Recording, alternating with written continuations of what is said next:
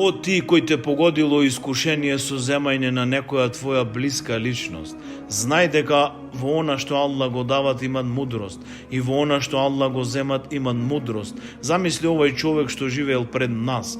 Аллах Желешану го обскарбил со машко дете.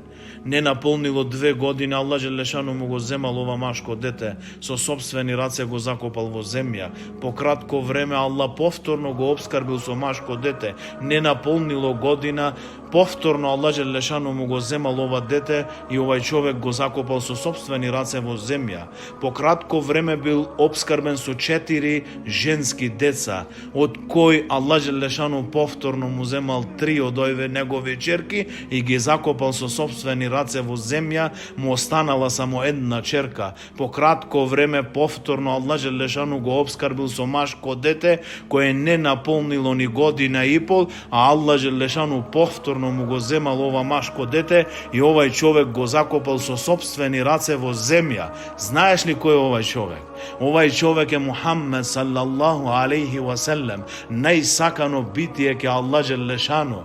Види со какво искушение бил искушен нашиот пејгамбер.